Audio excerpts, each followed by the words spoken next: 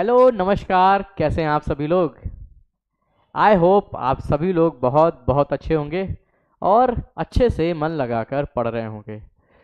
जैसे कि हम लोग हमेशा से जुड़ते रहते हैं अपने ज्योग्राफी के सेक्शन को कंप्लीट करने के लिए, और हम लोग आज इसी के साथ यहाँ पर अपने अर्थ के बारे में समझने वाले हैं। जैसे कि आप लोग देख पा रहे होंगे कि हम आज अर्थ के बारे में डिस्कस करेंगे, उसका थोड़ा सा जनरल इंट्रोडक्शन लेंगे और हमारी जो अर्थ है बेसिकली कैसी है और हमें क्या ज़रूरत है अपनी अर्थ के बारे में जानने के लिए और कैसे हम लोग जान सकते हैं। तो इन सब चीज़ों को हम लोग आज यहाँ पर देखेंगे। मेरा नाम है प्रखर और आपका नीति एजुकेशनल एकेडमी में बहुत बहुत स्वागत है।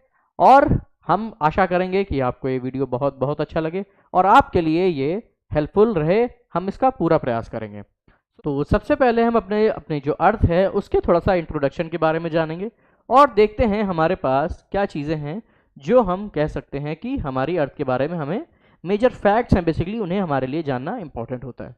तो हमारा जो अर्थ है वो बेसिकली थर्ड प्लैनेट है हमारे सोलर सिस्टम में।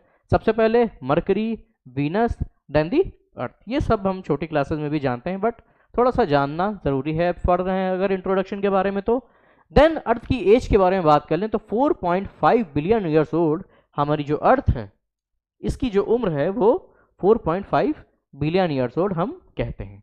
देन डायमीटर की बात करेंगे तो 12,742 किलोमीटर जो हमारी अर्थ है, बेसिकली ये जो है हमारा डायमीटर ये कुछ 12,742 किलोमीटर है। देन हमारी जो रेडियस है वो दो तरह की होती है, जो इक्वेटोरियल रेडियस है हमारी उसे, और हम पोलर रेडियस जो है हमारी उसके बारे में देखते हैं। जो इक्वेटोरियल रेडियस होगी हमारी वो अप्रॉक्स कितनी होगी, हम यहाँ पे देख सकते हैं 6,378 किलोमीटर। ये पर आर थोड़ा सा गलत लिख गया है, इसे माइंड मत करिएगा। देन पोलर रेडियस की हम लोग बात करेंगे तो वो हमारी कुछ 6,357 किलोमीटर है। स्पीड जो है हमारी एक्सियल स्पीड की अगर हम बात करें तो वो 1,670 किलोमीटर पर आवर है। देन ऑर्बिटल जो स्पीड है हमारी वो कुछ 1,07,280 किलोमीटर पर आवर है। देन जो हमारी अर्थ का एवरेज टेम्परेचर है वो अप्रॉक्स 15 डिग्री सेल्सियस के आसपास है, बट हम क्या कर रहे हैं अपनी अर्थ के टेम्परेचर को बढ़ा रहे हैं, जिसकी वजह से हमारा जो अस्तित्व है वो आगे आने वाले समय में काफ़ी इम्पॉसिबल सा होता दिखाई पड़ रहा है। तो जैसे कि हम डिफॉरेस्टेशन करते जा रहे हैं, अपनी हार्मफुल गैसेस को अपने अर्थ पर बढ़ाते चले जा रहे हैं, जिस वजह से हमारे जो अस्तित्व है धीरे धीरे उस पर कहीं ना कहीं हमें आगे चल के खतरा ज़रूर दिखाई पड़ेगा। चलिए मूव करते हैं हमारी बेसिकली अर्थ के स्ट्रक्चर के बारे में अगर हम बात करें तो जैसे आपने कभी अंडा देखा होगा, अंडा बेसिकली कैसा होता है, उसमें हम लोग अगर बात करें अपनी अर्थ से रिलेटेड अगर उसे करके, तो जो आउटर शेल है जो एग का, जिसे हम लोग कहते हैं ना कैल्शियम कार्बोनेट का बना होता है, उसे जब हम लोग तोड़ते हैं तो देखते हैं कि क्या होता है, वाइट कलर का एक मतलब लिक्विड सा रहता है ना। देन उसके बाद क्या होता है, अंदर अंदर यॉक होता है, येलो पार्ट। तो इस तरह से हम अपनी जो अर्थ है उसे कंपेयर करेंगे तो जो आउटर लेयर होती है हमारी अर्थ की उसे हम लोग कह सकते हैं कि वो क्रस्ट है, जो कि आउटर शेल है। देन जो वाइट पार्ट होता है उसे हम लोग कह सकते हैं कि मेंटल है, एंड जो इनर वाला पार्ट है उसे हम लोग कह सकते हैं कि वो हमारा कोर है। ठीक है, तो ये हम जो अपनी अर्थ है उसे अगर एग के कंपैरिजन में देखें तो कुछ थोड़ा सा सिमिलर ही रहती है। तो उसके बाद क्या होता है, हमने अपनी अर्थ को भी बाइफरकेट किया हुआ है, आगे जो जो 3 लेयर्स हैं उन्हें भी बाइफरकेशन किया है, जिसमें कि क्रस्ट होता है और हम आउटर क्रस्ट और इनर क्रस्ट कहते हैं। देन मेंटल की हम लोग बात करें तो आउटर मेंटल और इनर मेंटल भी हम लोग उसे देन क्लासिफाइड आगे करते हैं पूरा। देन आउटर कोर होता है और इनर कोर होता है, मतलब बेसिकली क्या होता है, 3 तरह की लेयर होती हैं, crust, mental and the core. और उसके बाद भी हमने उन्हें फर्दर बाइफरकेशन उनका किया हुआ है अपने को समझने के लिए। चलिए मूव करते हैं और आगे देखते हैं। ये वही चीज़ें हैं जैसे कि हमने बात करी अपने अर्थ को, आगे भी हमने बाइफरकेशन किया हुआ है। जैसे कि जब हम लोग अंदर की तरफ आते हैं तो सबसे पहले हमें क्या मिलता है, क्रस्ट मिलता है, जो कि 50 किलोमीटर के आसपास रहता है। देन उसके बाद हम लोग आगे आते हैं तो मेंटल मिलता है, एंड दी हमें कोर दिखाई पड़ता है। और जैसे अपर मेंटल क्रस्ट को हमने बाइफरकेशन किया था, फिर upper mantle, lower mental, outer core and the inner core, ये हमने क्लास 6 और 7th की बुक्स में भी जाना हुआ है कि हमारी 3 तरह की लेयर होती हैं और हम उन्हें आगे बांटते चले जाते हैं। अब जैसे कि हमारे लिए इंपॉर्टेंट हो जाता है कि इनका डिस्ट्रीब्यूशन हमारे कितना है, तो सबसे पहले हमारी जो क्रस्ट है वो अप्रॉक्स 1 डिग्री सेल्सियस 1% है उसका। अगर हम पूरे अर्थ की बात करते हैं तो हमारा जो अर्थ है, जो अर्थ का क्रस्ट है, वो बेसिकली सिर्फ और सिर्फ 1% एरिया को ही कवर करता है।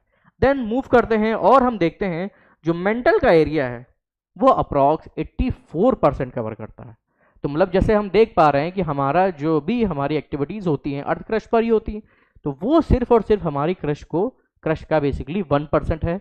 देन जो मेंटल है वो अप्रॉक्स 84% को कवर करता है, और उसके बाद जो हमारा कोर वाला रीजन है वो अप्रॉक्स 15% को कवर करता है। तो ये सारी जो चीज़ें हैं हम कह सकते हैं हमारा जो डिस्ट्रीब्यूशन है हमारी अर्थ का, जो तीनों लेयर्स का, वो यहाँ पर हमने इस डायग्राम के थ्रू देख लिया। चलिए आगे मूव करेंगे और अपने दूसरे चीज़ों के बारे में पढ़ते हैं कि why we studied about the earth. हमें क्या ज़रूरत है अपनी अर्थ को समझने के लिए, क्या मिलेगा उससे? अच्छी खासी तो ज़िंदगी चल रही है ना, क्या करोगे जान के?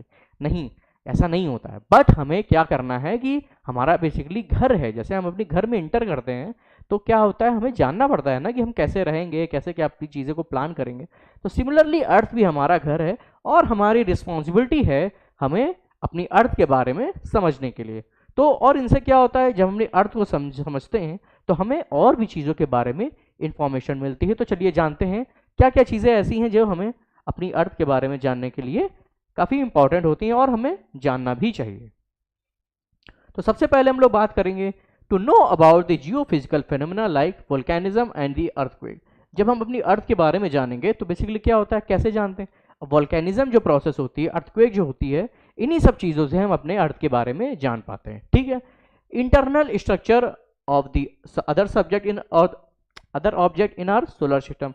जब हम अपनी अर्थ के बारे में समझते हैं तो हमें कहीं ना कहीं ये पता चलता है कि जो हमारा जो सोलर सिस्टम है वो बेसिकली कैसा बना हुआ है, जो वहाँ पर और सारी चीज़ें हैं लाइक अदर प्लैनेट्स हैं, एस्ट्रॉइड्स हैं, कॉमेट्स हैं, वो बेसिकली कैसे बने हुए हैं।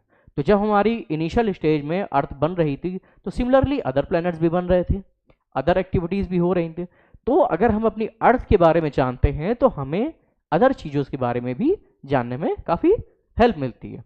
Then evolution and present composition of the atmosphere. जैसे कि हमें पता है कि पहले क्या था, जब हमारे अर्थ पे बम्बार्डमेंट हो रही थी तब का स्ट्रक्चर कैसा था और आज का स्ट्रक्चर कैसा है।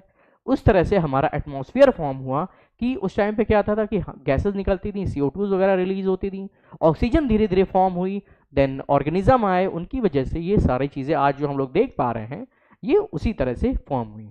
पहले का एटमॉस्फेयर तो इस तरह से नहीं था, हार्मफुल गैसेस थी, लाइफ नहीं सर्वाइव कर सकती थी। बट आज के टाइम पे क्या है, सारे जो कंसंट्रेशन है गैसेस के वो कहीं ना कहीं बैलेंस फॉर्म में होते हैं, और जो हमारा पर जो प्रेजेंट एटमॉस्फेयर है वो हम आज देख पा रहे हैं और हमारी जो लाइफ है उसके लिए वो काफ़ी हेल्पफुल है। देन अर्थ के बारे में जब जानते हैं तो हमें पता चलता है डीप सी मिनरल्स जो हैं उनके बारे में जानते हैं, जो हमारी जो इकोनॉमिक एक्टिविटीज़ हैं उनमें काफ़ी हेल्पफुल रहते हैं। तो इस तरह से हमें ये सारी चीज़ें हेल्प करती हैं कहीं ना कहीं जब हम अपनी अर्थ को जान लेते हैं। To know about the magnetic field. हमारी जो मैग्नेटिक फील्ड है वो बेसिकली कोर पे डिपेंड करती है, क्योंकि कोर हमारा किससे बना हुआ है, निकिल एंड फेरस पे।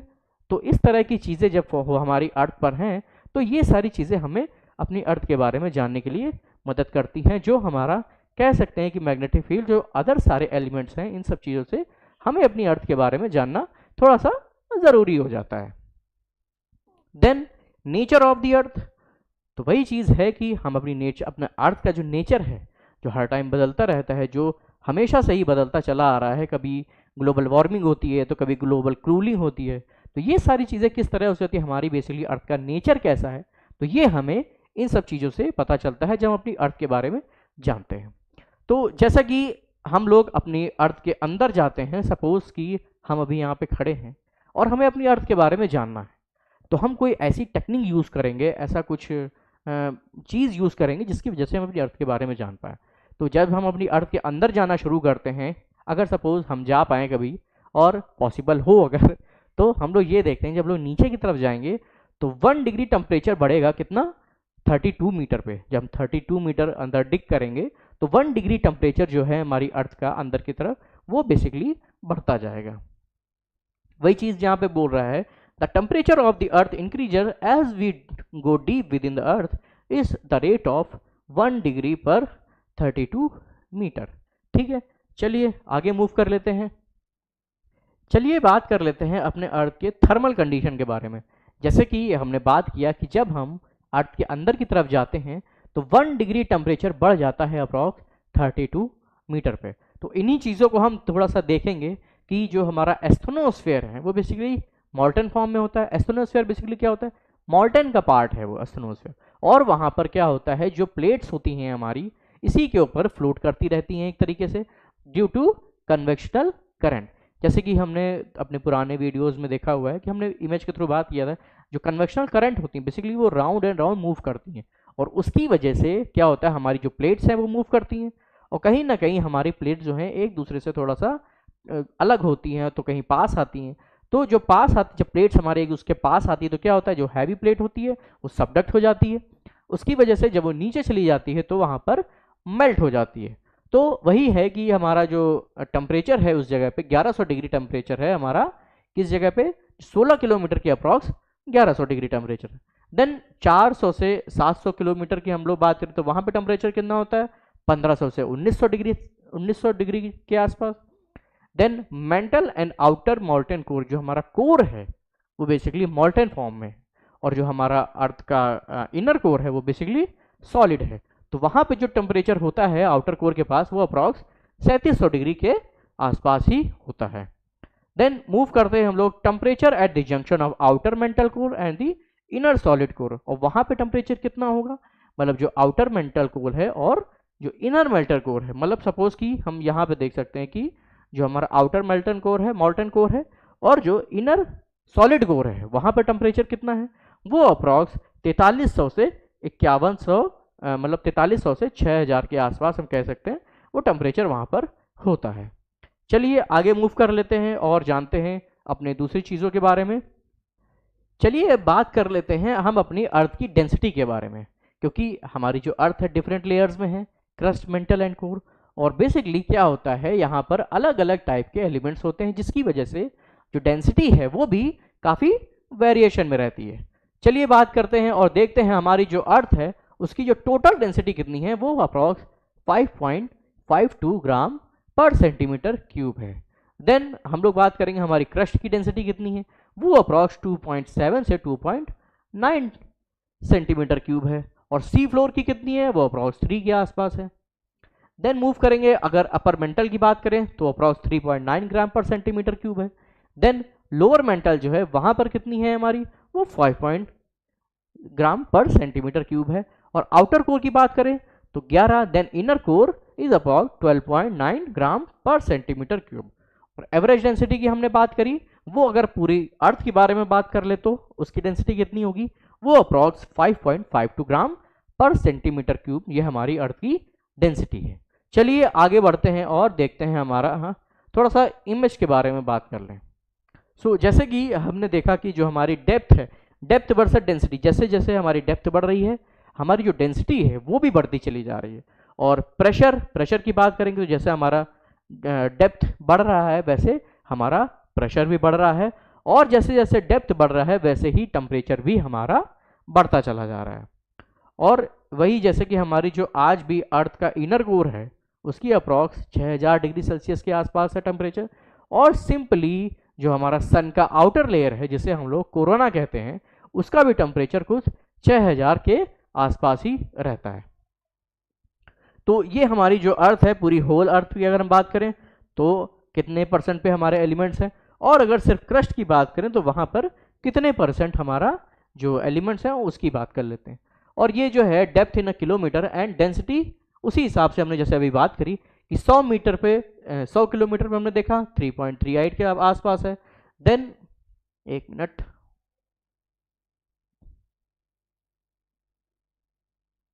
हाँ, देन 500 के आसपास 3.85 के आसपास है।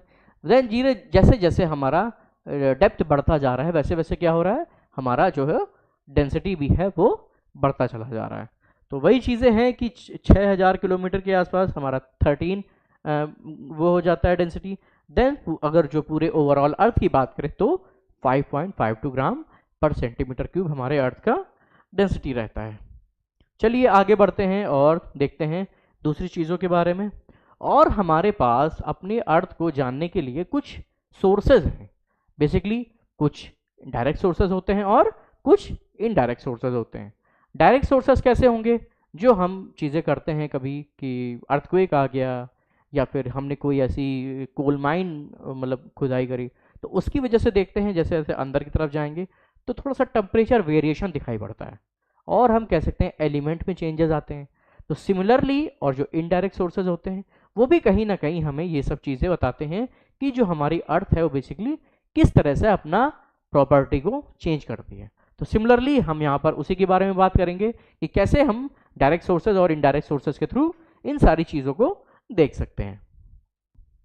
सिमिलरली जैसे कि हम बात कर लें कि जब हम जो डायरेक्ट सोर्सेज हैं, जो हमारा माइनिंग और ड्रिलिंग प्रोसेस होता है, तो उससे हमें रॉक्स का बेसिकली क्या है, नेचर अलग अलग तरह के दिखता है। उस वजह से हम कह सकते हैं कि ये हमारे कुछ डायरेक्ट सोर्सेज हैं। और फिर क्या कहते हैं, माइनिंग एंड ड्रिलिंग होती है और हमें इससे भी कुछ सर्टेन डेप्थ के बाद पता चलता है कि जो प्रॉपर्टी है एलिमेंट्स की वो भी चेंज होती जा रही है। गोल्ड माइन, जैसे कि एक मैपनोंग गोल्ड माइन है, deepest mine in the world बोलते हैं, और ये बेसिकली गोल्ड माइन है जो कि साउथ और जो सेकंड डीपेस्ट गोल्ड माइन है वो साउथ अफ्रीका में है, जो कि अप्रॉक्स 3.9 किलोमीटर की डेप्थ पर है। तो यही हमने बात किया ना कि जैसे हम अर्थ के अंदर जा रहे हैं तो क्या 1 डिग्री टेम्परेचर चेंज हो रहा है 32 मीटर पे। तो सिमिलरली जैसे जैसे हम अंदर की तरफ गए हमने टेम्परेचर वेरिएशन देखे, एलिमेंट्स को चेंज होता देखा जो क्रश पर थे, और जो जैसे हम नीचे की तरफ जाते चले गए तो हमने ये देखा कि वहाँ पे जो टेम्परेचर चेंज हो रहा था, डेंसिटी चेंज हो रही थी धीरे धीरे। उसके बाद क्या हुआ कि हम कह सकते हैं कि टेम्परेचर, डेंसिटी, देन प्रेशर भी धीरे धीरे चेंज होता हमें दिखाई पड़ता है। बट ये थोड़ा सा कम है डिस्टेंस, उस हिसाब से पता नहीं चलता है। बट जो बेसिकली हमारे जो एलिमेंट्स पाए जाते हैं क्रश पे, उनके वेरिएशन के थ्रू हमें ये सारी चीज़ें पता चलती हैं।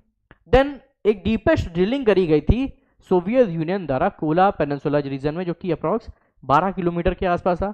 इसकी बेसिकली एक स्टोरी ये है कि जब स्पेस वॉर हो रही थी, जब स्पेस वॉर में सोवियत यूनियन हार गया और यूएसए ने अपनी जीत दर्ज करी, तो अब ऐसी कहानियां हैं, अब ऐसा माना भी जाता है बट कहीं कहीं हो सकता नहीं भी सही हो ये बात।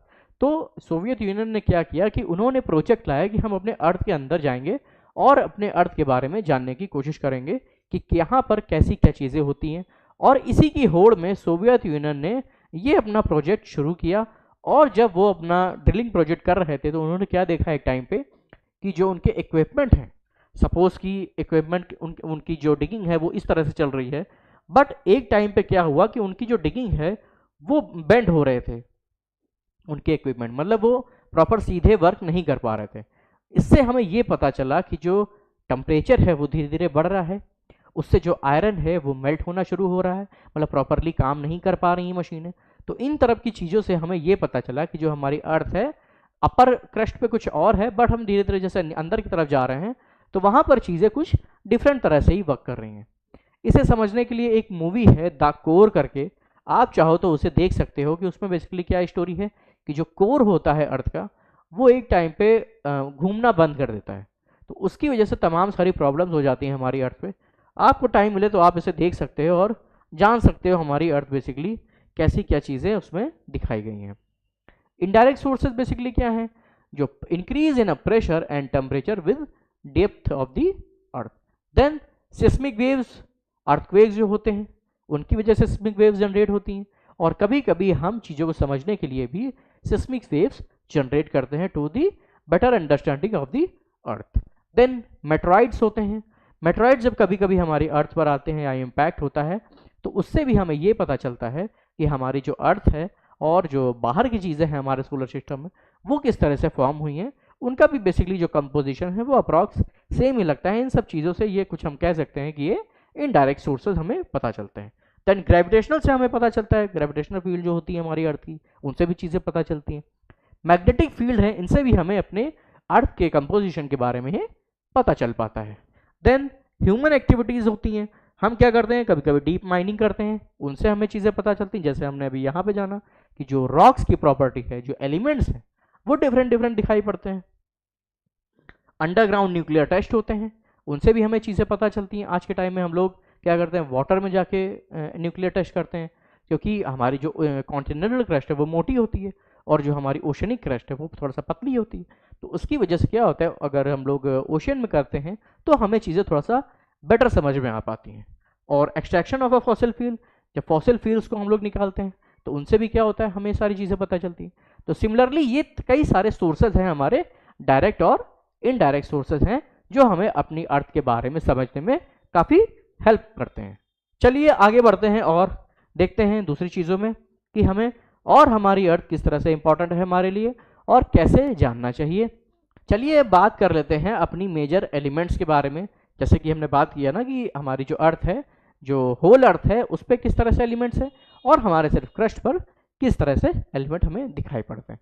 तो होल अर्थ पे अगर हम देखें तो जो आयरन है वो अप्रॉक्स 35 के आसपास है, देन ऑक्सीजन 30 के आसपास है, सिलिकॉन 15, मैग्नीशियम 13, निकल 22.4, sulphur 1.9, calcium 1.1 and aluminium 1.1 and the other 1%। और हम अगर अपनी सिर्फ और सिर्फ क्रस्ट की बात कर रहे हैं तो हमारी क्रस्ट पे कितने हैं, तो क्रस्ट पे सिर्फ और सिर्फ हमें ऑक्सीजन सबसे ज़्यादा दिखाई पड़ती है जो कि 46% के आसपास है, देन सिलिकॉन 28% के आसपास। ये काफ़ी इंपॉर्टेंट है और इसका कहीं ना कहीं परसेंटेज हमें हमारे एग्जाम्स में पूछ सकता है, इसलिए थोड़ा सा इसे याद कर लेना अगर आप लोग चाहते हो तो। देन एल्युमिनियम जो है वो 8% के आसपास है, आयरन हमारा 6% है सिर्फ और सिर्फ क्रस्ट पे, बट होल अर्थ की अगर बात करें तो आयरन हमारा 35 है। वहीं ऑक्सीजन अगर हम बात कर लें तो होल अर्थ पे कितना है, 30 के आसपास। देन अगर सिर्फ क्रस्ट की बात करें तो 46% के आसपास है। देन मैग्नीशियम 4 के आसपास है हमारे सिर्फ और सिर्फ क्रस्ट पे, और पूरी अर्थ पे 13 के आसपास। देन कैल्शियम 2.4 और 2.4 सिर्फ और सिर्फ अर्थ के क्रस्ट पे है, और पूरे अर्थ पर 1.1 हमारे होल अर्थ पे है। तो चलिए ये पूरा थोड़ा सा हमारे क्रस्ट और होल अर्थ पे किस तरह से उनका डिस्ट्रीब्यूशन है ये हमने जाना, और थोड़ा सा अब हम आगे चलेंगे और जानेंगे अब लेयर बाय लेयर अपने अर्थ के बारे में कि क्रस्ट में क्या क्या चीज़ें हैं, मेंटल एंड द कोर, और इस तरह से थोड़ा हम अपने इस वीडियो को आगे बढ़ाते हैं और अपने टॉपिक की ओर आगे बढ़ते हैं। चलिए अब बात कर लेते हैं अपनी क्रस्ट के बारे में, जो कि हमारी अपर मोस्ट लेयर हम जिसे कहते हैं अपनी अर्थ का, और ये अप्रॉक्स सिर्फ और सिर्फ 1% ही कवर करता है। तो चलिए आगे देखते हैं और हम जानते हैं अपनी क्रस्ट के बारे में कि क्या क्या चीज़ें हैं यहाँ पर और हमें क्या जाननी चाहिए अपने एग्ज़ाम पर्सपेक्टिव से। तो जो टोटल थिकनेस है वो अप्रॉक्स कितनी होती है, वो टोटल थिकनेस जो है 30 से 50 किलोमीटर के आसपास हमारी अर्थ की टोटल थिकनेस है। और हम कह सकते हैं कि कॉन्टिनेंटल एंड ओशनिक एरियाज़ में डिफरेंट होती हैं। जो हमारी कॉन्टिनेंटल एरियाज़ हैं उनमें हम कह सकते हैं कि थोड़ा सा थिकर होती हैं, और जो हमारे माउंटेनियस रीजन है जैसे कि एंडीज़ हो गया, हिमालयाज़ हो गया, रॉकीज़ हो गए, तो यहाँ पे जो कॉन्टिनेंटल क्रस्ट है वो और भी मोटी हो सकती है, और जो ओशनिक क्रस्ट है वो थोड़ा सा पतली होती है। वही चीज़ है कि continental crust is thicker approx 50 to 70 kilometre and the oceanic crust is 50 to 30 kilometre sorry. Continental crust is very thick in areas of major mountain system and thickness is approx 0 to 100 kilometre in the Himalayan region। वही मतलब कि जो mountainous region है वहाँ पर जो हमारी crust है वो और भी मोटी हो जाती है, और it covers approx 1% area of the earth as we talk earlier.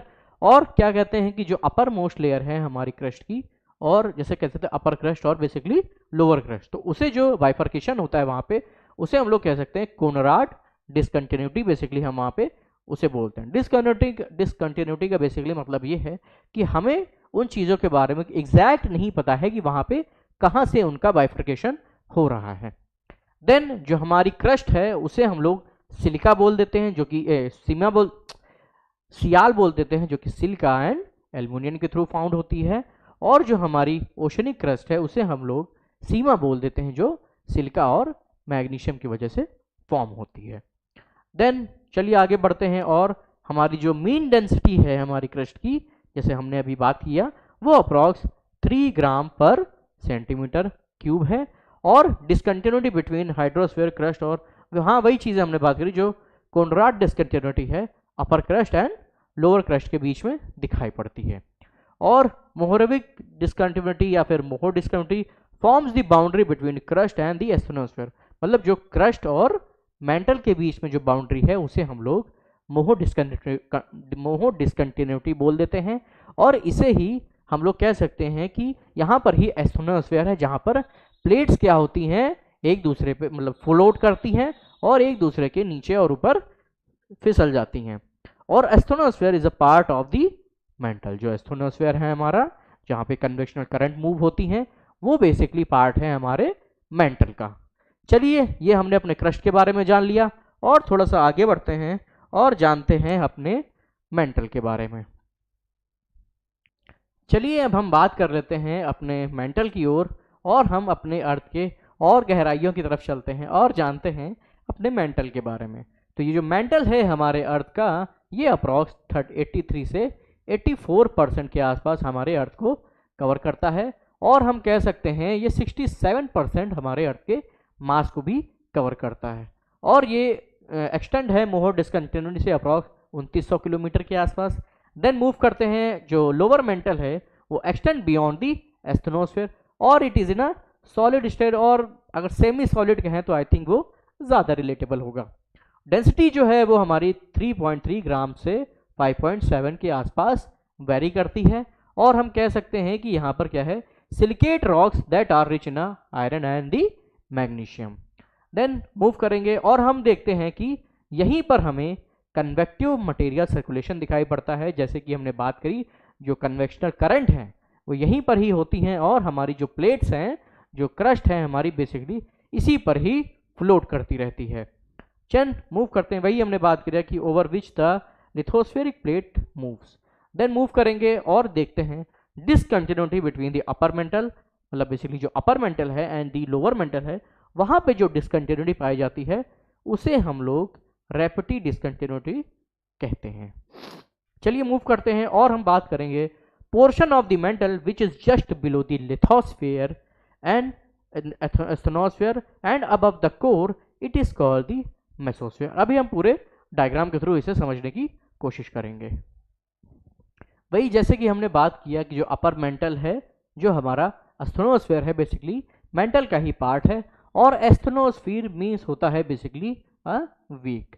Then बात करते हैं और हम देखेंगे कि जो प्लेट्स जो बेसिकली हैं हमारा यहीं पर ही मूव करती हैं और हम कह सकते हैं कि जो मेन सोर्स है मैग्मा का वो भी हमें एस्थेनोस्फीयर में ही दिखाई पड़ता है। और ये हम कह सकते हैं कि ये हमारा लिथोस्फीयर है और ये हमारा है asthenosphere and it is a part of the mental. और हम यहाँ पे देखेंगे मैग्मा चैम्बर है, ये हमारा मोहो डिसकंटिन्यूटी है और कई सारी चीज़ें जैसे कि ओशनिक ट्रेंचेस हमने अभी पहले वीडियो में बात किया। देन ओशनिक क्रस्ट क्या होता है, सॉलिड अपर मोस्ट मेंटल क्या है और हम कह सकते हैं हमारे वोल्केनिक आर्क्स ये हैं। ओशनिक ट्रेंचेस कैसे बनते हैं, रिजेस कैसे बनती हैं, ये सारी चीज़ें प्लेट्स के मूवमेंट के ही थ्रू हमें बनती दिखाई पड़ती हैं। देन मूव करते हैं कोर के बारे में, आउटर कोर हमारा कैसा है और हमारा इनर कोर कैसा है, आइए इसके बारे में थोड़ा सा हम यहाँ पर बात करते हैं। चलिए बात कर लेते हैं अपने कोर के बारे में, जो हमारी अर्थ का कोर है बेसिकली कैसा है। वैसे जैसे हम बात करें कि हमारा जो अर्थ है, हमारे अर्थ का जो कोर है वो निकिल और फेरस के थ्रू बना है जिसे हम लोग नीफे बोल देते हैं। और क्या होता है कि जो हमारा अर्थ का कोर है वो बेसिकली सॉलिड फॉर्म में है, इनर कोर जो है वो सॉलिड फॉर्म में है और जो आउटर कोर है वो लिक्विड फॉर्म में है। और क्या होता है कि जो हमारा सॉलिड कोर है, इनर कोर जिसे हम कह सकते हैं, वो रोटेट करता है, उसकी वजह से हमारी जो ग्रेविटेशनल फील्ड है वो जनरेट होती है, मैग्नेटिक फील्ड है वो जनरेट होती हैं। तो इन सब चीज़ों से हम कह सकते हैं हमारी अर्थ जो है उसको एक यूनिक प्रॉपर्टी मिलती है और हम थोड़ा सा उसके बारे में जानते हैं। और आउटर कोर जो है हमारी 2900 किलोमीटर से 5100 किलोमीटर के आसपास तक इसकी डेप्थ है। डेंसिटी की बात कर लें तो 9.9 से 12.2 ग्राम पर सेंटीमीटर क्यूब हम देख सकते हैं। टेम्परेचर की बात कर लें तो 4400 degree temperature in the outer region to 6000 to in the inner region के आसपास इसका टेम्परेचर है। देन आउटर कोर जो है हमारा लिक्विड फॉर्म में है और हम लोग कह सकते हैं कि जो अब इनर कोर की बात कर लें तो इनर कोर में बेसिकली क्या होता है कि नीफे बोलते हैं हम इसके, हम लोग बेसिकली इसे नीफे बोलते हैं और हम देखते हैं ये आयरन कंटेंट जो है वो अप्रॉक्स 80% के आसपास होता है, और जो निकिल कंटेंट है हम कह सकते हैं, आई थिंक इसमें मात्रा नहीं लिखा हुआ है, निकिल बेसिकली 20% होता है और आयरन जो है वो 80% होता है। देन डेंसिटी की बात करेंगे हम लोग इनर कोर की, तो बेसिकली क्या होता है 12.6 से और 13 तक इसे हम देख सकते हैं। देन जो हमारा एक्सट्रीम प्रेशर की वजह से हमारा जो इनर कोर है वो सॉलिड फॉर्म में है। अगर वही चीज़ है कि इतना प्रेशर पड़ने की वजह से, इतना टेम्परेचर होने की वजह से वो हमें सॉलिड फॉर्म में दिखाई पड़ता है। चलिए अब मूव करेंगे अपने सिस्मिक डिसकंटिन्यूटीज बेसिकली क्या होती हैं इनके बारे में थोड़ा सा हम जान लें, क्योंकि ये हमारे लिए काफ़ी इम्पॉर्टेंट हैं और हमें ये कहीं ना कहीं एग्ज़ाम में ज़रूर दिखाई पड़ेंगी। तो इनको थोड़ा सा समझना इम्पॉर्टेंट है, क्योंकि ये मैच द फॉलोइंग या फिर एमसीक्यूज बेसिस पे ज़रूर पूछ लिए जाएंगे। Seismic discontinuities are the region in the earth where seismic behaves a lot different compare to surrounding region. मतलब बेसिकली वही है कि फिजिकल और केमिकल प्रॉपर्टीज होती हैं, और डिसकंटिन्यूटी का बेसिकली मतलब वही है कि हमें एग्जैक्ट बाइफर्केशन जो है वो हमें नहीं पता चल पा रहा है। तो कोनराड डिसकंटिन्यूटी जो होती है वो अपर क्रस्ट से लोअर क्रस्ट के बीच में होती है। हम लोग यहाँ पर देख लें जो कोनराड डिसकंटिन्यूटी है वो कहाँ पर है, upper crust and lower crust के बीच में। मोहो डिसकंटिन्यूटी जो है वो basically asthenos is a part of a mantle, और हम कह सकते हैं क्रस्ट एंड दी एस्थेनोस्फेयर के बीच में हमें ये दिखाई पड़ती है। तो ये जो मोहो डिसकंटिन्यूटी है वो बेसिकली क्रस्ट और हम कह सकते हैं किसमें हमें मेंटल में दिखाई पड़ रही है। और ये जो एरिया है हमारा एस्थेनोस्फेयर तक, इसे हम लोग लिथोस्फेयर कहते हैं। देन एस्थेनोस्फेयर से अगर हम बात करें अपर मेंटल से हमारा आउटर कोर तक, तो ये रीजन हमें मेसोस्फेयर कहलाता है। देन मूव करते हैं रेपिटी की ओर और जानते हैं अपर मेंटल जो है हमारा और लोअर मेंटल के बीच में जो डिसकंटिन्यूटी है उसे हम लोग कह देते हैं, क्या कहते हैं, रेपिटी डिसकंटिन्यूटी कहते हैं। जैसे हम देख रहे हैं ये हमारा अपर मेंटल का रीजन है और ये हम कह सकते हैं ये हमारा लोअर मेंटल का रीजन है। तो इसी के बीच में जहाँ पे जो डिसकंटिन्यूटी है उसे हम लोग रेपिटी डिसकंटिन्यूटी नाम देते हैं। देन मूव करते हैं गुटेनबर्ग डिसकंटिन्यूटी की ओर। तो यहाँ पे क्या देखेंगे हम लोग, mental and the outer core के बीच में जो डिसकंटिन्यूटी है उसे हम लोग गुटेनबर्ग डिसकंटिन्यूटी बोलते हैं। जैसे कि ये हमारा मेंटल का रीजन है और ये हमारा आउटर कोर का रीजन है, तो इसके बीच में जो डिसकंटिन्यूटी है इसे हम लोग गुटेनबर्ग डिसकंटिन्यूटी कहते हैं। चलिए अब लास्ट में मूव कर लेते हैं। देन लेहमन डिसकंटिन्यूटी जो है वो आउटर कोर और इनर कोर के बीच में है। तो जैसे कि हमने इस डायग्राम में देखा, जो आउटर, ये हमारा बेसिकली आउटर कोर और इनर कोर के बीच में जो बाउंड्री है, और हम कह सकते हैं आउटर कोर और इनर कोर के बीच में जो हमें दिखाई पड़ रहा है वो बेसिकली लेहमन डिसकंटिन्यूटी हमें दिखाई पड़ती है। चलिए आगे और थोड़ा सा बढ़ लेंगे, जल्दी से इसे थोड़ा सा मूव करेंगे, और अब हम बात कर लेते हैं अर्थक्वेक और सिस्मिसिटी की। बेसिकली जो हमारा अर्थक्वेक है और कह सकते हैं जो सिस्मिक वेव्स इससे जनरेट होती हैं, इन्हें कहते हैं, तो इनकी वजह से हम अपनी अर्थ के बारे में कैसे जान पाते हैं इनके बारे में थोड़ा सा जानते हैं। जैसे जानते हैं कि अर्थक्वेक आते हैं तो क्या होता है, एनर्जी रिलीज होती है जिसकी वजह से हमें काफ़ी सारा डिस्ट्रक्शन हमें दिखाई पड़ता है। तो ये आप देख सकते हैं कि किस तरह से डिस्ट्रक्शन हुआ है और ये रोड्स हमारी किस तरह से हो जाती हैं। जैसे का बहुत सारा जान माल का नुकसान होता है इन सब चीज़ों से, जो कि नेचुरल कैलेमिटीज़ हैं, और हम अपनी हरकतों की वजह से वहीं पर ही जहाँ पे घर बनाते हैं, जहाँ पे ये थोड़ा सा सिस्मिक जोन होते हैं, वहाँ पे थोड़ा सा अपनी एक्टिविटीज़ को करने से बचना चाहिए। तो अगर हम इन सब चीज़ों को कंट्रोल कर पाएँ तो थोड़ा सा जान माल का नुकसान हम कम कर पाएंगे। ठीक है, तो इन्हीं सब चीज़ों को थोड़ा सा हम देख लेते हैं कि सडन रिलीज होता है, जो सडन मूवमेंट होता है अर्थ क्रस्ट पे, जो हमारी जो अर्थ क्रस्ट है उसमें क्या होता है, जब कभी प्लेट्स वगैरह मूव करती हैं तो उनसे सडन एनर्जी रिलीज होती है, उसकी वजह से हमें कुछ इस तरह की शेकिंग दिखाई पड़ती है। और बेसिकली थोड़ा सा डेफिनेशन में देख लेते हैं, earthquakes of shaking or trembling of the earth's surface caused by the seismic waves, और we can say earthquake waves and a generator sudden movement होती है, जो वही मैंने बात किया कि sudden release of energy होती है in the earth crust, जिसे हम लोग shallow focus earthquake कह सकते हैं। और अपर मेंटल में some shallow focus है intermediate, और जो डीप फोकस earthquake मतलब कुछ होते हैं जो शैलो होते हैं, मतलब अर्थ क्रस्ट के काफ़ी ऊपर होते हैं, बट कुछ होते हैं वो अर्थ क्रस्ट से काफ़ी नीचे होते हैं। सिस्मोग्राफ और we can say seismometer, it is a instrument to detect the record. Earthquakes को जो रिकॉर्ड करने में हेल्प मिलती है उसे हम लोग सिस्मोमीटर या सिस्मोग्राफ के थ्रू रिकॉर्ड करते हैं। तो आगे बढ़ते हैं और थोड़ा सा जानेंगे कुछ टर्मिनोलॉजीज होती हैं, कुछ जो टर्मिनोलॉजीज हैं इन्हें थोड़ा सा हमें समझने की काफ़ी ज़रूरत होती है, क्योंकि हम जब कभी इन सब चीज़ों को पढ़ते हैं तो जब टर्मिनोलॉजीज आती हैं तो हम थोड़ा सा कंफ्यूज हो जाते हैं कि अरे सर ये क्या होता है और इन तरह की चीज़ें कैसे होती हैं। तो इन्हें थोड़ा सा समझना काफ़ी इंपॉर्टेंट होता है और यहीं पर हमने इन्हें मेंशन किया हुआ है। तो चलिए आगे बढ़ते हैं और जानते हैं क्या होता है हाइपोसेंटर, क्या होता है फोकस और क्या होता है एपीसेंटर। तो सबसे पहले हम लोग बात कर लें the point within earth crust where an earthquake originate, it is called focus, seismic focus और वी कैन से हाइपोसेंटर। तो सपोज कि यहाँ पर हमारा अर्थ प्लेट्स का मूवमेंट हुआ है, यहाँ पर एनर्जी रिलीज हुई है, तो इसे हम लोग क्या कह देंगे, ये बेसिकली क्या है, फोकस कह सकते हैं, सिस्मिक फोकस कह सकते हैं और इसे हाइपोसेंटर भी कहते हैं। और इसके जो पॉइंट वर्टिकली अबव होता है इसे हम लोग क्या कहेंगे, ये बेसिकली होता है एपीसेंटर। तो इसे हम लोग क्या कह सकते हैं, ये होता है एपीसेंटर।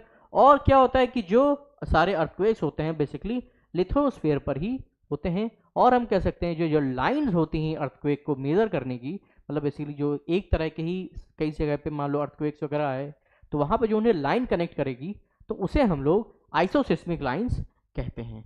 देन चलिए मूव कर लेते हैं, ये छोटी सी टर्मिनोलॉजीज हैं और हम कह सकते हैं इन्हें थोड़ा सा समझना ज़रूरी हो जाता है। अब अर्थक्वेक स्वॉर्म्स क्या होते हैं, अर्थक्वेक स्वॉर्म्स का बेसिकली क्या है कि एक ही जगह पे कई सारे छोटे छोटे अर्थक्वेक्स का आना, और इससे ही हमें ये पता चलता है कि कभी ना कभी उस पर्टिकुलर एरिया में कभी कोई ऐसी डिस्ट्रक्टिव घटना हो सकती है जो काफ़ी नुकसानदेह होगी हम सभी के लिए। तो अर्थक्वेक स्वॉर्म बेसिकली वैसा रीजन होता है जहाँ पे किसी पर्टिकुलर एरिया में छोटे छोटे से अर्थक्वेक हमेशा ही आते रहते हैं। Large number of small earthquake may occur in a region for month without a major earthquake, मतलब किसी भी एरिया में मेजर अर्थक्वेक नहीं आ रहा है बट छोटे छोटे अर्थक्वेक कई सारे आ रहे हैं, और वो होता है एक बाद में रिजल्ट होता है किसका, किसी मेजर अर्थक्वेक का। तो इन्हीं such series of earthquake are earthquake swarms, और we can say earthquake associated with volcanic activity often occur in swarms. चलिए मूव करते हैं और थोड़ा सा देख लेते हैं प्लेट्स बाउंड्रीज कैसे होते हैं। हमने प्रीवियसली हम लगातार इन टॉपिक्स पे बात कर रहे हैं किसी न किसी, क्योंकि क्या होता है जो प्लेट्स का मूवमेंट है ये हर चीज़ों के लिए ही रिस्पॉन्सिबल है। Without the movement of a plate anything we can explain that it is not possible on the earth surface. तो बेसिकली क्या होता है, तीन तरह की प्लेट बाउंड्रीज होती हैं, divergent plate boundary, convergent plate boundary and the transform plate boundary.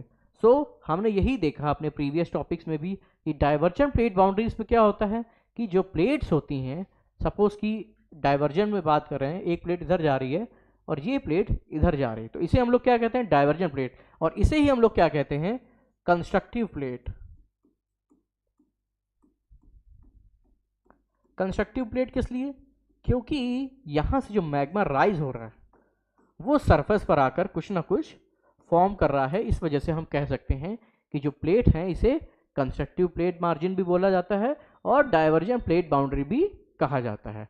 Then conversion plate boundaries क्या होती हैं, कन्वर्जन प्लेट बाउंड्री में क्या होता है, एक प्लेट जो होती है नीचे जाती है और दूसरी प्लेट जो होती है वो ऊपर की ओर उठ जाती है, और इस तरह की जो प्लेट मूवमेंट होती हैं वो हमारे जो माउंटेन्स हैं उन्हें फॉर्म करने में काफ़ी हेल्प होती है। जो फोल्ड माउंटेन्स होते हैं वो बेसिकली इसी वजह से बनते हैं, और जैसे कि हमने देखा एक प्लेट हमारी ये है और दूसरी प्लेट ये है, तो जो एक हैवी प्लेट होगी वो यहाँ पर जाके एस्टेनोस्फेयर में मिल जाएगी और जो लाइटर प्लेट होगी वो थोड़ा सा ऊपर उठ जाती है। ठीक, चलिए मूव करते हैं। और ट्रांसफॉर्म प्लेट बाउंड्रीज क्या होती हैं, ट्रांसफॉर्म प्लेट बाउंड्री में बेसिकली क्या होता है, जो प्लेट्स होती हैं एक दूसरे से रगड़ खाती हैं। सपोज कि एक प्लेट कुछ ऐसी है इधर जा रही है और एक प्लेट कुछ, एक सेकेंड भाई, कि एक प्लेट सपोज ऊपर की तरफ खिसक रही है और एक प्लेट कुछ नीचे की तरफ खिसक रही है। बेसिकली ऐसे इस तरह से जब रगड़ खाती हैं प्लेट्स तो इनको हम लोग कह सकते हैं ट्रांसफॉर्म प्लेट बाउंड्रीज, और हम इन्हें शेयर बाउंड्री भी कहते हैं। तो वही चीज़ें हैं कि हमने ट्रेंच वाले सेक्शन में भी बात किया था, ओशनिक मिड अटलांटिक रिज कैसे बनी इसमें भी बात किया था, और वॉल्केनोज वाले में भी हमने बात करी थी कि वॉल्केनोज हैं बेसिकली किस तरह से बनते हैं, वो भी प्लेट बाउंड्रीज जो होती है उन्हीं की वजह से ही कहीं ना कहीं हमें दिखाई पड़ते हैं। अब कॉजेज ऑफ अर्थक्वेक की बात कर लेंगे। अर्थक्वेक के कॉजेज क्या होते हैं? तो अर्थक्वेक जो है बेसिकली इन्हीं कॉजेज से ही होता है, जो प्लेट्स हैं इनके मूवमेंट की वजह से बनता है। और हम कह सकते हैं कि most of the earthquake related to compressional stress और टेंशनल स्ट्रेस। मतलब वही बात हो गई कि या तो पास आने की वजह से होते हैं या फिर दूर जाने की वजह से होते हैं, और जो शेयर बाउंड्री हैं उनकी वजह से भी हमें अर्थक्वेक दिखाई पड़ते हैं। वही along the conversion, diversion and the transform boundary causes the earthquake. और सैन एंड्रेयास फॉल्ट जो है हमारा, वो एक शेयर बाउंड्री का ही एग्जाम्पल है, जिसे हम लोग राइट लेटरल स्ट्राइक स्लिप और ड्रेक्स्ट्रल स्लिप भी बोलते हैं। तो चलिए थोड़ा सा मैप में देख लेते हैं कि ये कहाँ पर है। ये हम देखेंगे कि जो हमारा नॉर्थ अमेरिकन प्लेट है और जो पैसिफिक प्लेट है उसके बेसिकली मूवमेंट की वजह से ये फॉर्म हो रहा है। तो ये जो हम कह सकते हैं हमें जो दिख रहा है ये कुछ हमारा, ये क्या है, शेयर बाउंड्री फॉल्ट हम इसे कह सकते हैं, और इसे ही हम लोग ट्रांसफॉर्म बाउंड्रीज भी कहते हैं। चलिए ये देख लेते हैं हम लोग, सैन फ्रांसिस्को वाला रीजन है, ये हो गई पैसिफिक प्लेट, ये है हमारा नॉर्थ अमेरिकन प्लेट, और ये थोड़ा सा एक दूसरे की तरफ जा रहे हैं, इस वजह से ये फॉर्म हो रहा है। और यहाँ पे हम कह सकते हैं गल्फ ऑफ कैलिफोर्निया है, और ये जो प्लेट्स है उसी का बेसिकली मूवमेंट हमें दिखाया गया है। और ये जुआन डी फूका प्लेट जो कि माइनर प्लेट है, और इसी रीजन में अर्थक्वेक स्वाम्स आए थे, कैलिफोर्निया वाला रीजन जो है। और इसी पे एक मूवी भी है जो कि ड्वेन जॉनसन की मूवी है, आई थिंक सैन एंड्रेयास नाम ही है उसका, कहीं ना कहीं नेटफ्लिक्स वगैरह पे आपको दिख जाएगी, आप एक बार उसे देखिएगा ज़रूर, काफ़ी अच्छी मूवी है। और उसमें दिखाया गया है कि ये जो प्लेट बाउंड्री थी इसने कैसे वर्क किया, और हमारी जो अर्थ पे डिस्ट्रक्शन हुआ इसकी वजह से वो कितना डिजास्टर्स था।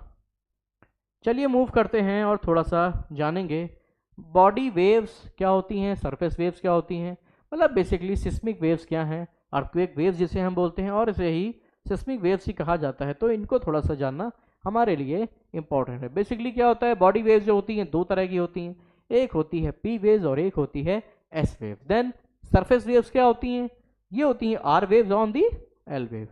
तो जो हमारी बेसिकली वही हमने देखा है ना कि seismic waves are basically two types की होती हैं, one is body wave and this second one is surface wave. जो बॉडी वेव्स होती हैं वो generated due to the release of the energy and from the focus और move in all direction travelling through the interior of the earth, और we can say him them body wave. मतलब basically जहाँ से release होती हैं वहाँ से ये पूरे अर्थ पर ट्रैवल करती हैं, जिसकी वजह से इन्हें हम लोग बॉडी वेव्स कहते हैं। इसमें कौन कौन सी वेव्स होती हैं, पी वेव्स जिसे हम लोग प्राइमरी वेव्स कहते हैं, देन और इसे ही एक नाम दिया जाता है लॉन्गिट्यूडनल इन नेचर होती हैं, और सिमिलर टू साउंड वेव्स के जैसे ही ये हमें दिखाई पड़ती हैं। दिखाई तो क्या ही पड़ेंगी, मतलब मेजर कर सकते हैं। एस वेव्स जो कि सेकेंडरी वेव होती हैं, और ये ट्रांसफर इन नेचर होती हैं, और ये वाटर रिपल्स जो होते हैं वो हमें कुछ इस तरह से दिखाई पड़ते हैं। चलिए मूव करते हैं प्राइमरी वेव्स की कुछ फैक्ट्स जान लेते हैं प्राइमरी वेव्स के बारे में, और थोड़ा सा क्या है इनके बारे में ये थोड़ा सा हम देख लेते हैं। तो जो प्राइमरी वेव्स हैं वो फर्स्ट रिकॉर्ड करी जाती हैं, क्यों? क्योंकि ये फास्टेस्ट हैं, फास्टेस्ट सिस्मिक वेव हम इन्हें बोलते हैं, और इन्हें हम लॉन्गिट्यूडनल वेव और कंप्रेशनल वेव्स भी कहते हैं। और सबसे ज़्यादा क्या है, इनकी वेलोसिटी जो है वो सॉलिड में सबसे ज़्यादा होती है, देन लिक्विड और गैसेज में होती है। मतलब बेसिकली ये तीनों फॉर्म से ये पास हो सकती हैं। There waves are like a push and pull type में होती हैं, और इन्हें हम गिटार वेव्स या फिर साउंड वेव्स भी कह सकते हैं। और क्या होगा, लीस्ट डिस्ट्रक्टिव होती हैं अमंग दी अर्थक्वेक वेव, मतलब इनकी जो फ्रीक्वेंसी जो है काफ़ी हाई होती है, और ये जो इनकी जो वो मतलब डिजास्टर जो कह सकते हैं वो काफ़ी इनसे कम होता है। जो सबसे ज़्यादा डिजास्टर्स होती हैं वो सरफेस वेव्स होती हैं, और ये कुछ अप एंड डाउन डायरेक्शन में चलती हैं। पी वेव्स वेलोसिटी जो अर्थक्वेक की है ये रेंज होती है 5 to 8 किलोमीटर पर सेकेंड इनकी स्पीड है। चलिए बात करेंगे और देखते हैं P waves are about 1.7 time faster than the S wave. चलिए आगे बढ़ेंगे और जानेंगे सरफेस वेव्स के बारे में। ये क्या होती हैं, सिर्फ और सिर्फ हमारी सरफेस पे ही चलती हैं। और क्या होता है, सरफेस वेव्स आर आल्सो का लॉन्ग पीरियड वेव्स, और we can say long wavelength की होती हैं, इसलिए हम इन्हें लॉन्ग पीरियड ऑफ वेव्स कहते हैं। एनर्जी जो इनकी होती है कम होती है क्योंकि ये बॉडी वेव से थोड़ा सा कम वो मूव करती हैं। Travel only to the across the surface, और जैसे कि बॉडी वेव जो होती हैं इंटायर उस पर अर्थ पे ट्रैवल करती हैं ऑल डायरेक्शन में, बट ये जो होती है सिर्फ और सिर्फ सरफेस पे मूव करती हैं। और क्या होता है, मोस्ट डिस्ट्रक्टिव होती हैं ये, और स्लोवेस्ट होती हैं earthquake and recorded last on the seismograph, मतलब जो सिस्मोग्राफ्स है उन पे काफ़ी लास्ट में ये रिकॉर्ड करी जाती हैं। और क्या होता है कि जब ये कहीं से पास होती हैं तो जैसे जैसे डिस्टेंस बढ़ती है इनकी जो एनर्जी होती है वो थोड़ा सा डाउन होना शुरू हो जाती है। नेम किसके उस पर रखा गया, अगस्टस एडवर्ड ह्यूजलव, इनके नाम पे इनका नाम रखा गया था। It is a fastest surface wave and the move ground from side to side, मतलब साइड टू साइड ये मूव करती हैं, और ये इनको हम कह सकते हैं कि यही डिजास्टर्स होती हैं। देन रेले वेव की बात कर ले, रेले वेव्स क्या होती हैं, ये भी एक हमारे कह सकते हैं सरफेस वेव्स में ही होती हैं। और क्या होता है कि Rayleigh wave roll along the ground just like a wave roll across like और लेक और दी, मतलब ये रोल करते हुए चलती हैं हमारे सरफेस पे, up and down and side, मतलब अप डाउन भी होती हैं और साइड एंड साइड भी ये मूव करती हैं, जिसकी वजह से मतलब सेम डायरेक्शन में तो होती हैं और ये काफ़ी डिजास्टर्स होती है। Most of this shaking and damage from an earth is due to earthquake, मतलब सबसे ज़्यादा जो शेकिंग और हमें डैमेज दिखाई पड़ता है वो रेले वेव से दिखाई पड़ता है। बेसिकली क्या है, बॉडी वेव्स हैं और सरफेस वेव है, और जो सरफेस वेव्स होती हैं वो सबसे ज़्यादा क्या होती हैं, डिस्ट्रक्टिव होती हैं, और उनमें भी जो शेकिंग और डैमेज है हमें इसी की वजह से दिखाई पड़ता है। अब थोड़ा सा हमें ये जानने की ज़रूरत है जो सिस्मिक वेव्स हैं वो किस तरह से हमें हेल्प करती हैं हमें अर्थ के इंटीरियर के बारे में समझने के लिए। बेसिकली क्या होता है कि सिस्मिक स्टेशंस लगाए जाते हैं और वहाँ पे वेव्स को रिकॉर्ड किया जाता है। सपोज़ कि कहीं 3 सिस्मिक स्टेशन लगाए गए और वहाँ पे जब उसे रिकॉर्ड करेंगे तो क्या होता है, जहाँ पे वो इंटरसेक्ट करते हैं तो हम उससे समझते हैं कि इस एरिया में क्या होगा, हमारा फोकस होगा, और कह सकते हैं कि सरफेस पे हमें एपिसेंटर दिखाई पड़ता है। डिफरेंस अराइवल टाइम होता है इनका, इससे हम मेज़र कर पाते हैं। जब उन्हें रिकॉर्ड करते हैं तो पता चलता है कि कहाँ पर कैसा जो कंपोजिशन है हमें, मतलब वही बेसिकली वेलोसिटी कैसी है, डेप्थ कैसी है, और जो कंपोजिशन है हमें डेंसिटी का, उन सब चीज़ों के थ्रू हमें अपने जो अर्थक्वेक्स हैं इनके बारे में पता चलता है, और हम इसी से ही अपनी अर्थ के स्ट्रक्चर के बारे में पता कर पाते हैं। चलिए मूव करते हैं और थोड़ा सा अब ये जान लेते हैं emergence of shadow zone of P wave और एस वेव्स क्या होती हैं। किसी एक एग्ज़ाम में पूछा गया था कि कौन सी वेव्स हैं जो शैडो जोन बनाती हैं, तो उसमें आंसर करेक्ट दिया गया था सरफेस वेव, जो कि रॉन्ग आंसर था। जो सरफेस वेव जो होती हैं वो शैडो जोन नहीं बनाती हैं क्योंकि वो सिर्फ और सिर्फ हमें सरफेस पे ही मूव होती दिखाई पड़ती हैं, और जो बॉडी वेव्स हैं जिसमें पी वेव और एस वेव्स आती हैं उन्हीं का सिर्फ और सिर्फ शैडो जोन होता है। अब बट आई डोंट नो कि किस एग्ज़ाम में उसे करेक्ट माना गया है, बट जब मैं पेपर सॉल्व कर रहा था आई थिंक कोई बुक थी उसमें उसे करेक्ट माना गया था, पता नहीं आई थिंक 2015 या 16 का था। अब कौन सा एग्ज़ाम था वो मुझे याद नहीं आ पा रहा है, बट कहीं पर भी अगर ये दिया गया है तो भाई वो गलत आंसर है, क्योंकि बॉडी वेव्स जो होती हैं पी एंड एस वेव सिर्फ और सिर्फ उन्हीं का ही शैडो जोन बनता है। एस वेव्स क्या होती हैं, do not travel to the liquid, जैसे हमने बात किया एस वेव्स जो होती हैं वो लिक्विड में नहीं चलती हैं। बेसिकली क्या है, जो वेव्स हैं उनकी जो मूवमेंट की जो स्पीड है वो डिफरेंट होती है, और उसी वजह से जैसे हमने देखा कि जो बॉडी वेव्स हैं वो सब में चलती हैं, ऑल डायरेक्शन में जाती हैं, जिनमें solid liquid and gas all form में है, और जो कह सकते हैं जो सेकेंडरी वेव्स थी वो हमारी सिर्फ और सिर्फ सॉलिड में ही जाती हैं, जिसकी वजह से हमें शैडो जोन बनता दिखाई पड़ता है। 1 मिनट कहाँ चला गया, वेट, हाँ ये है हमारा शैडो जोन। जैसे कि हमने बात किया कि यहाँ से हम कह सकते हैं जो पी वेव्स का शैडो जोन है, जब पी वेव्स चलती हैं तो हमने देखा वो ऑल डायरेक्शन में जाती हैं, और जो हमारी अर्थ है उसका जो प्रॉपर्टी है जैसे सॉलिड से liquid, semi liquid and the, फिर कह सकते हैं सॉलिड हमारा जो कोर है, उस बेसिस पे हम कहते हैं कि हमारी जो अर्थ है उसकी प्रॉपर्टीज़ अलग अलग हैं, और जो हमारी वेव्स हैं हमें इन्हीं से ही पता चलता है कि वो किस डायरेक्शन में मूव कर पाती हैं। अब जैसे ये पी वेव्स हमारी यहाँ से जनरेट हुई तो उससे क्या होगा, हमने देखा कि ये यहाँ तक मूव कर पा रही हैं, और इनका जो एंगल है वो हमारा 103 डिग्री के आसपास, सपोज जो हमारी अर्थ है हम उसे स्फेरिकल मानते हैं, तो इस वजह से हम देखते हैं ये जो पर्टिकुलर एरिया है ये हमें दिखाई पड़ता है कि हमारा शैडो जोन है। अब ये यहाँ पर आने के बाद यहाँ पे ये डिस्टॉर्ट हो गई, क्यों? Just because of the nature of the interior of the अर्थ। उसकी वजह फिर हमने जब देखा ये यहाँ पे, फिर यहाँ पे हमें दूसरी जगह दिखाई पड़ी, और ये है अप्रॉक्स, कहीं कहीं 142 दिखेगा, तो कहीं कहीं हो सकता है 143 भी दिख जाए। और इसे ही हम लोग कहते हैं, सपोज कि एक रेंज से जब दूसरे रेंज पे हमारी जो वेव्स गई, उसे हम लोग क्या कहते हैं? एंटीपोड। हम इसे ही क्या बोलते हैं? एंटीपोड कहते हैं। मतलब सपोज हमारा जो अर्थ है वो स्फेरिकल फॉर्म में, कहीं एक जगह पे अर्थक्वेक आया है, तो हमें उसके दूसरी जगह हमें दिखाई पड़ेगा कि वहाँ पर कहाँ पे वो वेव्स हमें दिखाई, मतलब हमने रिकॉर्ड करी हैं, और उसे हम लोग कहते हैं, उसका वो एंटीपोड बनता है। तो ये हमारा कुछ है, पी वेव्स जो हैं वो हमारे इस तरह से ट्रैवल करती हैं, और जो हमारी एस वेव्स हैं वो क्या होता है? बेसिकली वो हमारे अर्थ में इंटीरियर में पास नहीं हो पाती हैं, और हम कह सकते हैं कि वो ये हमें यहाँ पर ये जो शैडो जोन है वो इसी वजह से बनता है।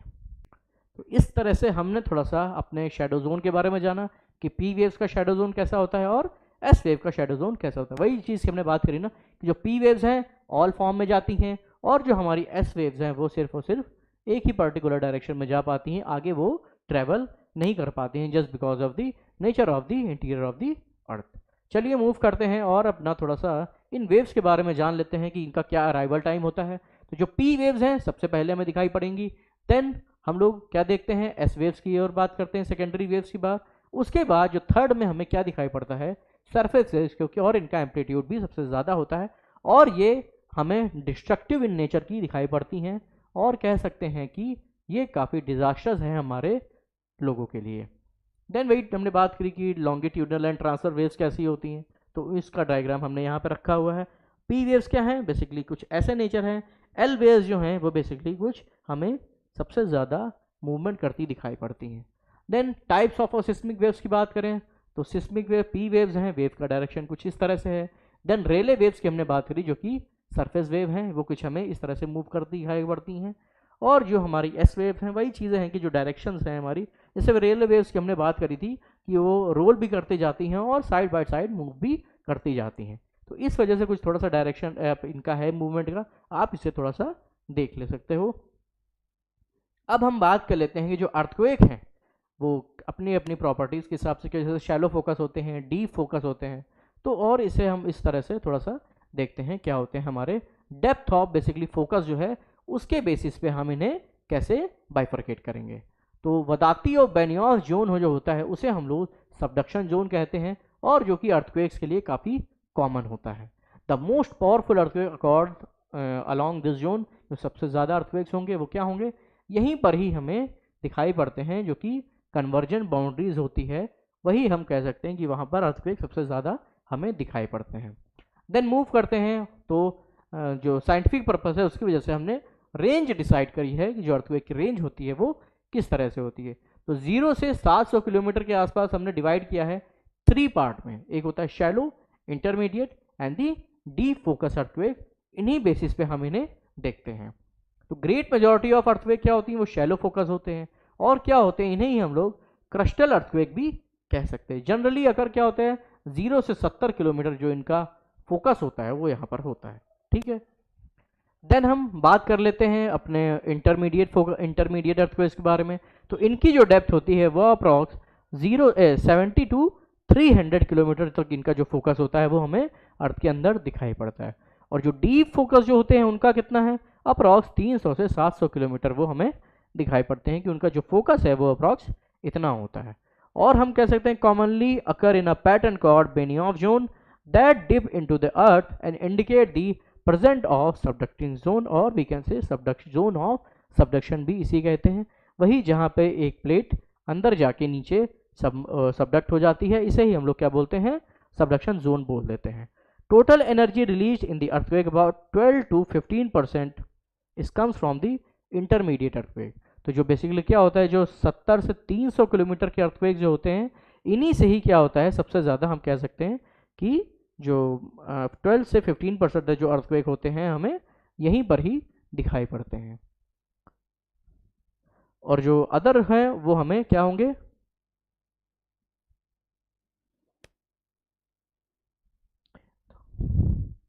देन 3.5% से फिर क्या होता है 3 to 5% ऑफ डीपर अर्थक्वेक क्या होंगे।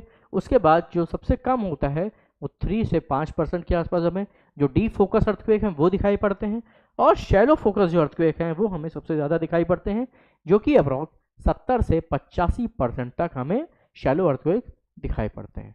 तो चलिए मूव करते हैं और अपने चीज़ों के बारे में थोड़ा सा देख लेंगे और चीज़ें हमारे पास क्या हैं। अब थोड़ा सा देख लेते हैं डिस्ट्रीब्यूशन ऑफ अर्थक्वेक क्या है, मतलब अर्थक्वेक कहाँ कहाँ आता है, उनका डिस्ट्रीब्यूशन क्या है, ये थोड़ा सा हमें जानने की ज़रूरत है।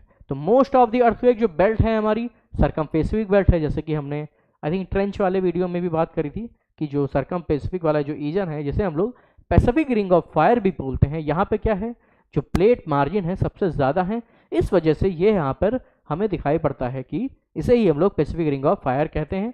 और वोल्केनोस का डिस्ट्रीब्यूशन, और हम कह सकते हैं कि जो मेजर अर्थक्वेक्स हैं हमारे इसी रीजन में सबसे ज़्यादा हमें दिखाई पड़ते हैं। सेकेंड बेल्ट कौन सी है, अल्पाइन बेल्ट है, जिसे हम लोग हिमालयाज एंड एल्प्स भी बोल देते हैं, और 15% जो अर्थक्वेक हैं वो हमें इसी रीजन में दिखाई पड़ते हैं। देन जो हमारा ओशनिक रीजन्स हैं वहाँ पे हम कह सकते हैं कि प्लेट जो मूवमेंट उनका दूर जाना है उसकी वजह से अर्थक्वेक आते हैं। और रिफ्ट वैली जो है ईस्टर्न अफ्रीका में जो अभी फॉर्म हो रही है, जिसे हम लोग कई सारी न्यूज़ में देखते रहते हैं और बात करते हैं कि वहाँ पे जो अफ्रीका है वो सेपरेट हो रहा है और वहाँ पे नया ओशियन बेसिकली जनरेट हो जाएगा इन द फ्यूचर कभी अगर हम लोग देखेंगे तो ये इस तरह की चीज़ें हैं। अल्पाइन जो बेल्ट हैं जैसे कि मेडिटेरेनियन सी के आसपास, अल्पाइन कॉकेसस रेंजेस के आसपास, तो ये सारी जो चीज़ें हैं यहाँ पर हमें दिखाई पड़ती हैं कि जो हमारे अर्थक्वेक रीजन वाले हैं, हिमालयाज जैसे हो गए, अल्पाइन बेल्ट्स हो गए माउंटेन्स की, बेसिकली क्या होता है ये 3 रीजन होते हैं जहाँ पर सबसे ज़्यादा अर्थक्वेक हमें दिखाई पड़ते हैं। मतलब सबसे पहले क्या है Pacific ring of fire, second one is alpine belt जो कि माउंटेन्स एरियाज हैं वहाँ पे, और थर्ड वन इज़ जहाँ पे प्लेट्स डाइवर्ज हो रही हैं और रिफ्ट वैली जहाँ पर बन रही है, इस वजह से हम कह सकते हैं कि वो क्या है हमारे जो अर्थक्वेक हैं उनके वो रीजन कहलाते हैं। और ये है हमारा पैसिफिक रिंग ऑफ फायर, और यहाँ पे कुछ मेजर बेल्ट्स हैं उनके बारे में हम यहाँ पर देख लेते हैं। और यही ऐसा रीज़न है जहाँ पर हम देख रहे हैं कि कई सारी प्लेट बाउंड्रीज हैं, तो इनकी वजह से क्या होता है ये जब मूव करते हैं कन्वेक्शनल करंट के थ्रू, और इस वजह से हमें अर्थक्वेक और वोल्केनोस का भी डिस्ट्रीब्यूशन ज़्यादातर यहीं पर ही है।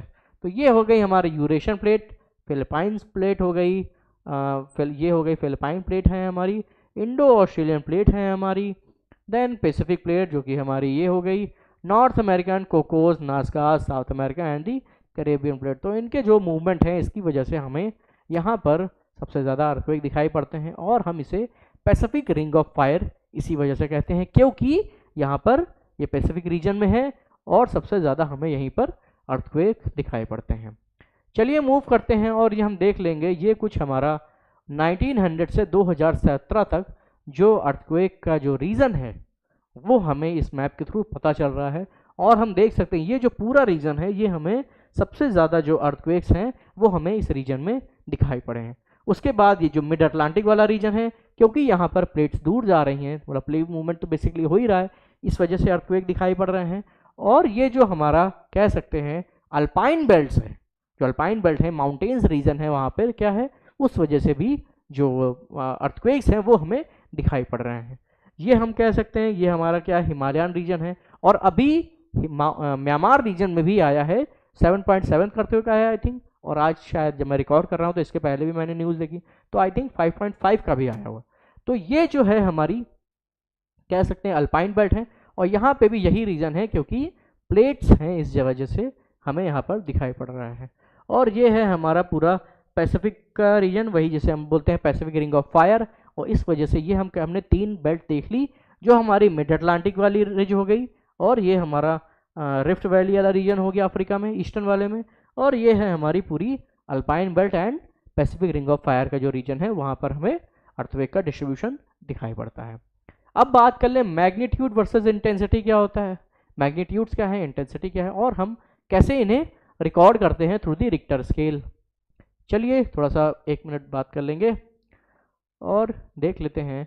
मैग्नीट्यूड से बेसिकली हमें दिखाई पड़ रहा है अर्थक्वेक की एनर्जी हम रिकॉर्ड करते हैं।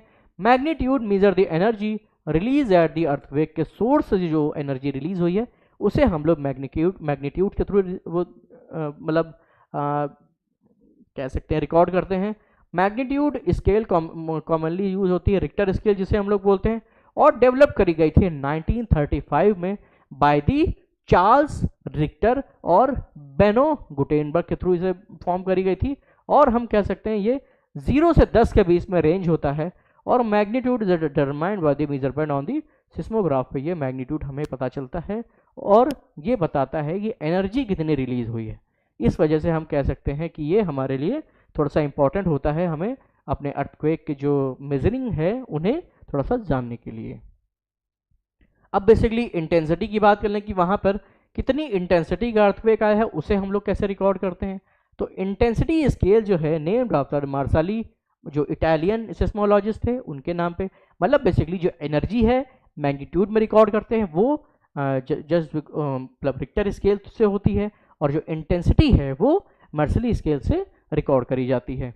और तो फिर हम लोग बात कर लेते हैं यहाँ पे from determined from the effect on a people human structure and the natural environment पे कितना वो हार्मफुल रहा है लोगों के लिए, मतलब इन्वायरमेंट पे, वो हमें इंटेंसिटी बताता है कि कितनी इंटेंसिटी का अर्थक्वेक हमें वहाँ पर दिखाया गया। और इसे हम लोग MMI स्केल भी बोल देते हैं, और इसकी जो रेंज होती है वो अप्रॉक्स 0 से 12 की रेंज में हम इसे रिकॉर्ड करेंगे।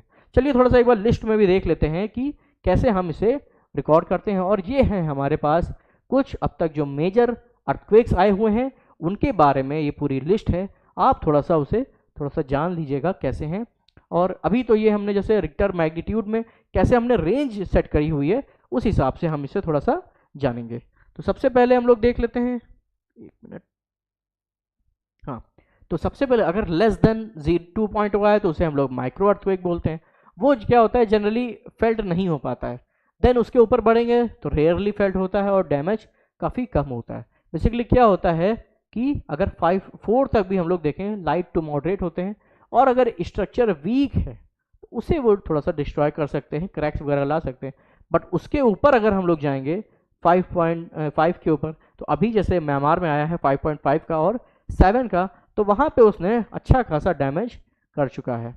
देन मूव करेंगे 6.9 का है तो डैमेज पॉपुलेटेड एरियाज में होगा तो डैमेज कर देगा। सीवियर डैमेज होता है 7 के अगर ऊपर है अर्थक्वेक, जैसे हमारे नेपाल में आया था, वो उसकी वजह से थोड़ा सा डिस्ट्रक्शन थोड़ा सा वहाँ पे ज़्यादा होगा। और अगर हम कहें और ये 8.9 के आसपास है 8 से, तो डिवास्टेटिंग होगा और काफ़ी दूर तक उसकी वेव्स जो हैं फेल्ट करी जाएंगी। और जो 9 के ऊपर होता है उससे हम लोग अभी वैसे एक ही जगह आया है शायद, if I am not wrong, so Chile वाले रीजन में आया था और शायद अलास्का के रीजन में आया था 9 का, जिसे हम लोग कैटास्ट्रॉफिक डिस्ट्रक्शन हम लोग कह सकते हैं। उसकी वजह से काफ़ी ज़्यादा डिस्ट्रक्शन हमें देखने को मिलता है। अब थोड़ा सा इंटेंसिटी की बात कर लें, ये अभी तक हमने मैग्नीट्यूड में देखा था, और जो हम लोग अब मार्केली स्केल पर देखते हैं तो उसकी वजह से जो इंटेंसिटी है हमारे, हमने 12th तक इंटेंसिटी को सेट किया हुआ है फॉर द अंडरस्टैंडिंग। तो 1 होगी तो जनरली फेल्ट ही नहीं होती है, उसके बाद सेकंड में वीक होती है, weak to light, light moderate, और ये पूरी वही कह सकते हैं कि अगर 8th तक इंटेंसिटी है तो हम कह सकते हैं पुअरली डिज़ाइन बिल्डिंग होगी, उन्हें डिस्ट्रॉयज करता है। वायलेंट होती है 9th तक, और destructive in all construction, heavy object thrown into the air. Then extreme violent and catastrophic, वही almost total destruction object thrown into the air. मतलब वही है कि कई सारी जो इंटेंसिटी लेवल है हमने इस तरह से सेट किया, और उसमें हम लोग जान पाते हैं कि कैसे वो वर्क करते हैं और कैसे हम उसे मेज़र करते हैं बेसिकली।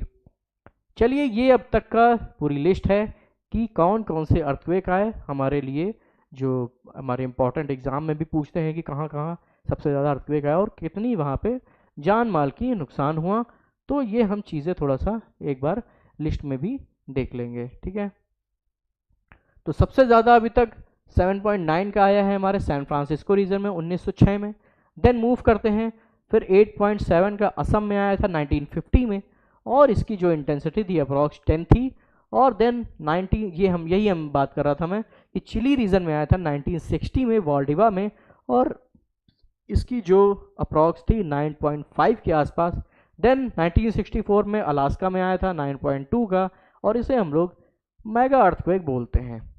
और ये कुछ पूरी लिस्ट है, आप लोग थोड़ा सा देख लीजिएगा एक बार देखने के लिए, और आप चाहो तो स्क्रीनशॉट ले लोगे। देन ये सुमात्रा में आया था 2004 में, जिसकी वजह से हमारे इंडियन ओशन में सुनामी आई थी। और ये इसकी जो इंटेंसिटी थी अप्रॉक्स इसमें नहीं मेंशन है, बट काफ़ी हाई ही होगी अप्रॉक्स। जब 9 पॉइंट का आया है तो मेगा अर्थक्वेक था, तो बेसिकली 12th या 11 तक तो इंटेंसिटी गई ही होगी आई थिंक। देन मूव करते हैं, मोले चिली में 2010 में आया, फिर 9 का होन्शु जापान में भी आया, जब फुकुशिमा आई थिंक जो रिएक्टर था वो इसकी वजह से डिस्ट्रॉय हो गया था, और जापान में रेडिएशन वाली प्रॉब्लम थोड़ा सा देखने को मिली थी।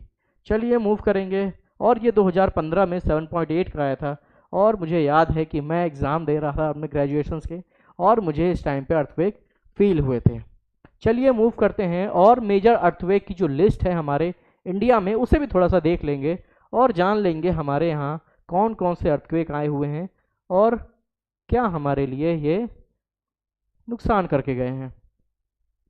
तो सबसे ज़्यादा जो है हमारे 58% इंडियन टेरिटरी में आ चुके हैं वेरी हाई इंटेंसिटी के साथ। कच्छ में जो अर्थक्वेक आया था 1819 में, देन असम 1897, ये अब तक के डिजास्टर अर्थक्वेक हमारे इंडिया में आए हुए हैं। कोयना, जो कि कोयना डैम पर के आसपास आया था, और वहाँ पे काफ़ी ज़्यादा जान माल की नुकसान हुआ था। और ये 2001 में भुज में आया था अर्थक्वेक, जिसमें शायद किसी एक मूवी में भी आई थिंक इसको दिखाया गया है, आप एक बार उसे चाहो तो देख सकते हो। 2015 नेपाल में अर्थक्वेक, 2004 इंडियन ओशियन जो कि हमारा जावा वाले एरिया में आया था। देन 2001 भुज की हमने बात कर ली, चमोली, जबलपुर, लातूर, उत्तरकाशी, अंडमान आइलैंड में आया था 1941 में। देन 1934 बिहार एंड नेपाल वाले रीजन में हमें अर्थक्वेक दिखाई पड़े थे। अब थोड़ा सा हम ये देख लेते हैं कि हमारे एनसीआर में और दिल्ली रीजन में इतने अर्थक्वेक क्यों आते हैं। तो बेसिकली क्या है कि जब भी हम न्यूज़ खोलते हैं तो हम ये जरूर देखते होंगे कि हमारे यहाँ पे दिल्ली में अर्थक्वेक है। तो बेसिकली क्या है कि वहाँ पे ना कुछ कह सकते हैं कि 3 टाइप के मेजर फॉल्ट हैं, जिसमें कि सोहना फॉल्ट, मथुरा फॉल्ट और मुरादाबाद फॉल्ट। तो बेसिकली क्या है कि वहाँ जो रिवर है उसके सिल्ट सैंड की वजह से जो ऊपर का एरिया है वो काफ़ी अनस्टेबल है।